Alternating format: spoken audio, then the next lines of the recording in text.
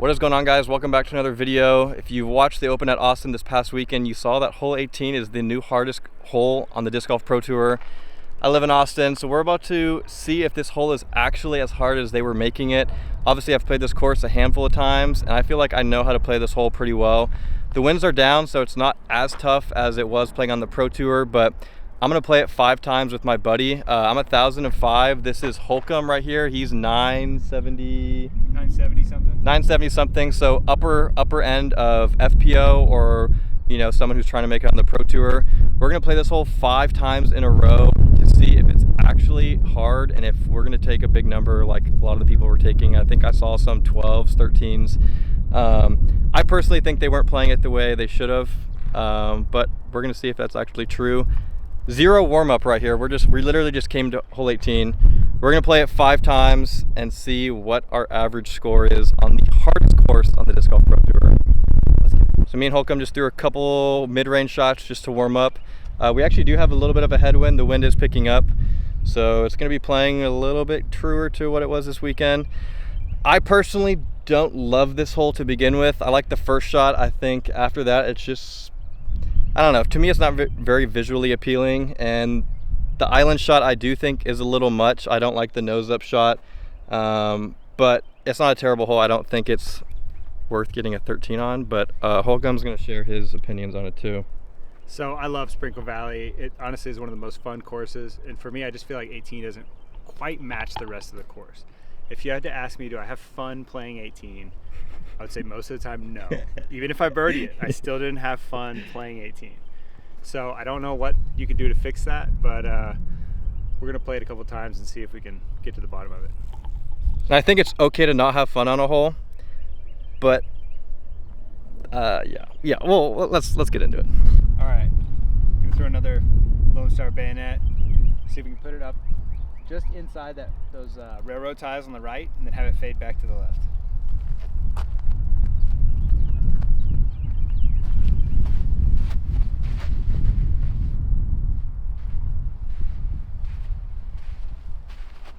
Nice. And a little right, that'll work. I'm gonna go Halo Destroyer. We have a headwind. I'm gonna play kind of more of a hyzer angle. I don't really care where I land on this first shot. I don't mind being a little left because most of the time I play the spike hyzer going over the top for the second shot. I would say just most of the time you throw your most overstable disc on this hole. So we got like a right to left headwind right now.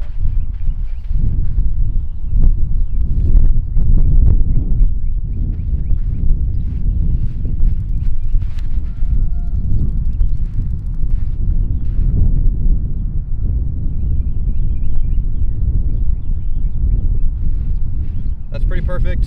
Let's see what we got. All right, so we got up here well short of where I want to be, but we have a decent angle looking through the walls right here to get to the landing zone. I'm gonna throw this warbird, see if I can put it up there close by the steps, set up the next shot.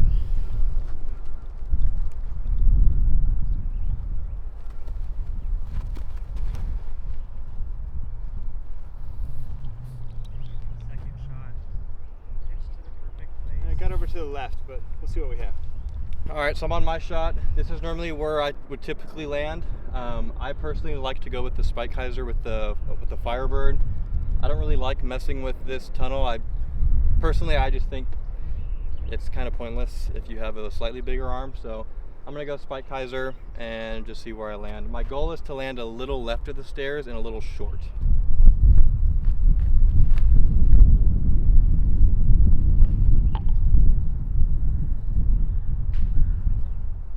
I pushed OB left, which wasn't the plan, but well, that's hole 18. You can go ahead. This is Holcomb's shot from. Yeah, this is where my second shot landed, from back there. And like at first glance, like I don't know if you can see this gap here. At first glance, you just have a straight shot, maybe a little bit of a gap hit, Ooh. but kind of a straight shot up here, and you can totally blast mid-range, fairway driver, something like that, just to get over the green. Now, I'm not sure I'm really willing to risk that, so I may just lay up to about 40 feet short of the stairs and then try to go from there. It's a little bit better angle, and maybe my odds of saving par go up just a little bit. All right, there we go. That's about 40 feet off the stairs. I'll pretty confident that I can make it inbounds on the green from there and get my par. And I think that's the biggest thing that I saw that people weren't doing, was they were just getting too close to the stairs. You do have to throw like a nose up shot. Therefore, being a little further back actually helps because you don't have to throw as nose up. I saw so many, especially people in the FPO, would go out of bounds at the stairs and then they wouldn't come back. You know, you can go as far back in line with the basket, I believe, and they would play it up at the railroad ties instead of just backing up 40 feet, and then you can almost just throw a straight putter shot that's like slightly upward and makes that a lot easier. All right, so this is where I went out of bounds, and I can go any direction. I'm gonna go right here, and I mean from here it's almost like a hyzer. The issue is the right is pinched. I might just lay up, to be honest. I could go for it, but I'm gonna lay up, I think. All right, what are you thinking here? All right, so it feels like we may have a little bit of a tailwind, even though it's headwind cross from the right the whole time. So I think I might go penny putter just to get a little bit of straight flight and just kind of sit down soft by the green. So we're gonna try that little standstill, see how it goes.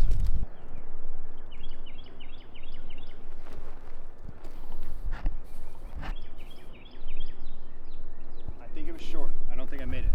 Let's go up. I'm gonna go peek.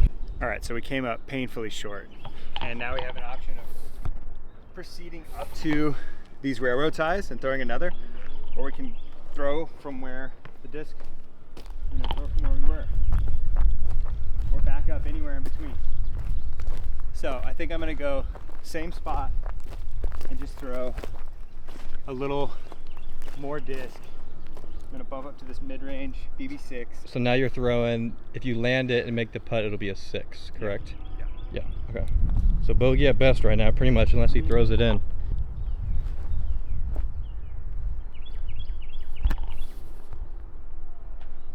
Oh, I heard it hit something. I think that.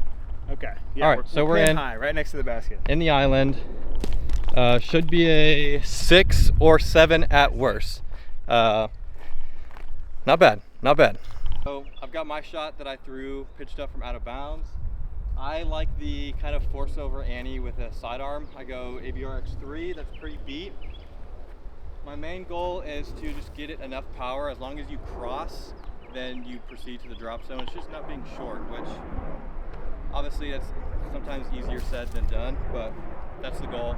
ABRX3, crank it over a little bit, and hopefully lock in my 6.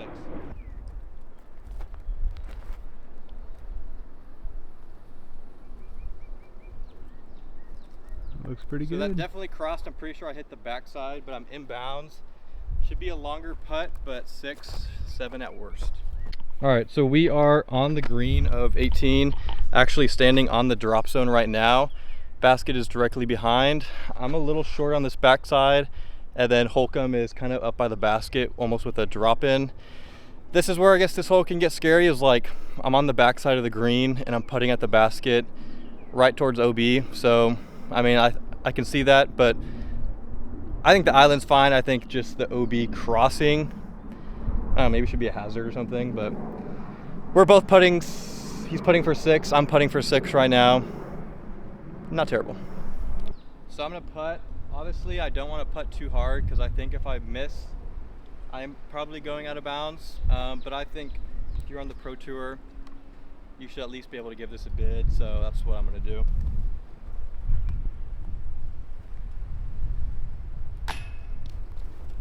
All right, 7 at worst. That's with 1 OB stroke.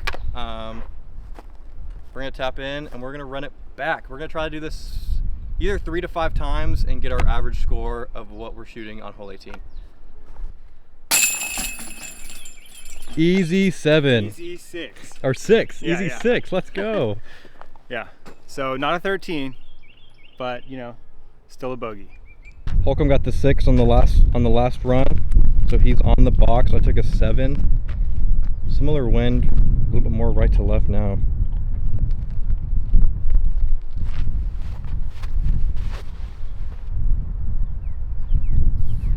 That needs to work. That needs to work. Oh my goodness. It's so Brutal. depressing, dude. So you just saw Holcomb. He didn't make that mistake last time. That is one thing about this hole that is kind of good, is like you can just make a mistake at any shot. So I'm gonna go my most overstable destroyer. Just grip it and rip it.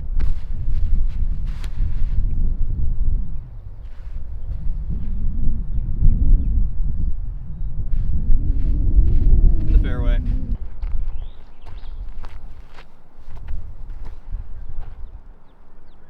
If it gets left enough, you might just get to that. Ooh. I didn't even see where it hit. It might be OB again. I think it is. I think it's OB in the middle there. So I'm in a similar spot that I was last time, maybe a touch shorter. I'm gonna do the exact same thing, Firebird. I'm gonna hang it out a little bit wider this time, obviously, because I messed up on the last one. And kind of just go for the exact same thing I was going for last round.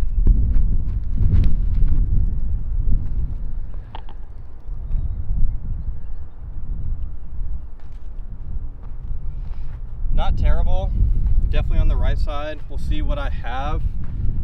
It might be another layup. I might try to go for this one.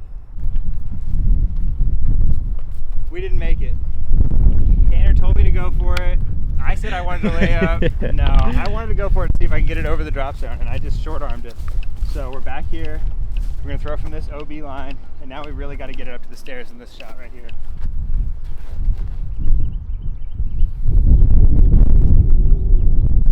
Best shot I've thrown today so far. Great shot. Hopefully we can get up and down from there.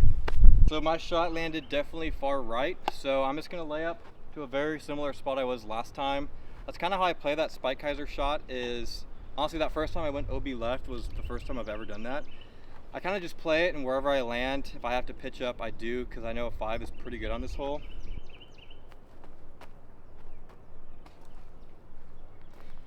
Should be pretty good. All right, I wound up in about the same spot last time. The BB6 seemed to be the tool for the job, so I'm trying to put it high. Stay up. I think it made it. Oh no, you're short. Oh my gosh, dude! I thought it made it. I heard like a sound of like wood chips. I think you hit and the I think chip. it was just short. That's definitely got it. Oh, it's fading. I think we got it. Yeah.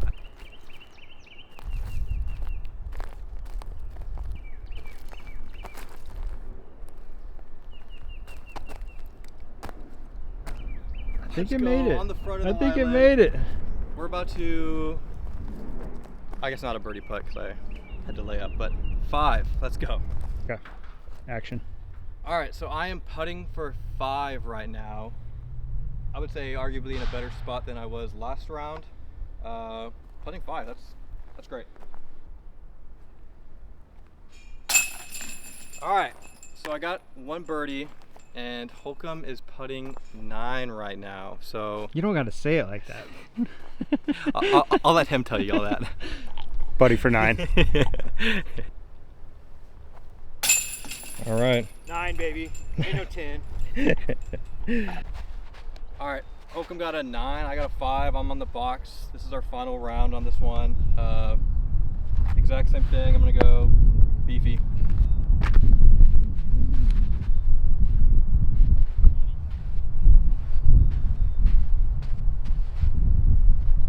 Left side road every time.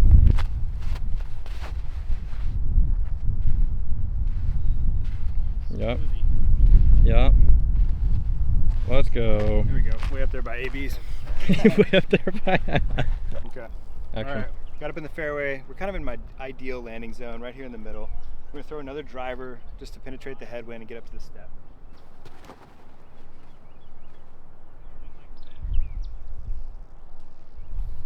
All right. We got up there. We're a little short of the ideal landing zone, but we gotta go hit a gap shot. We're gonna do the exact same thing that we've been doing. Camera's on 1%, so if it dies, we're gonna switch to the iPhone, but same thing, Firebird, hanging out wide. I'm going for the birdie this time.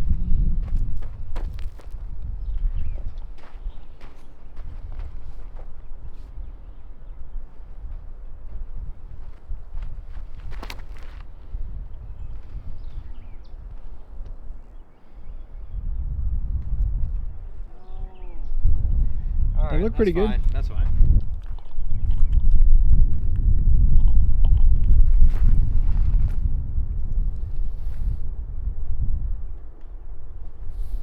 I think it kicked early. I think I'm OB.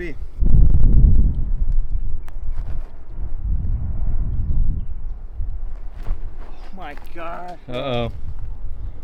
It's happening.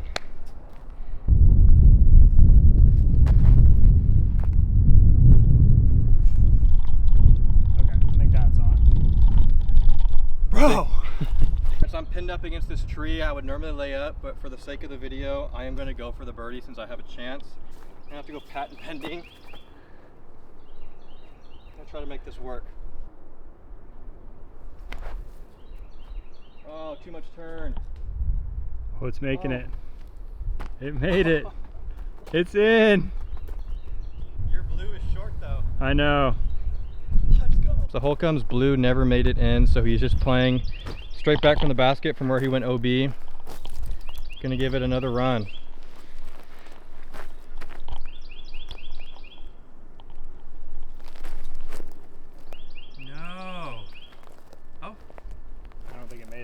The way they played it for the Open at Austin was if you didn't make it after 4 shots, you advanced to the drop zone. You got one right there.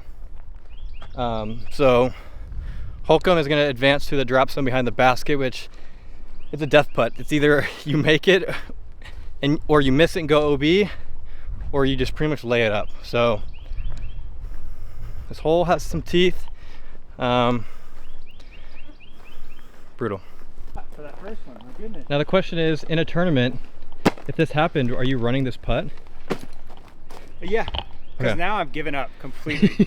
You know what I mean? Like that's the thing. Yeah, It's like yeah. reckless abandon, you know? All right, let's see if you can knock down the putt.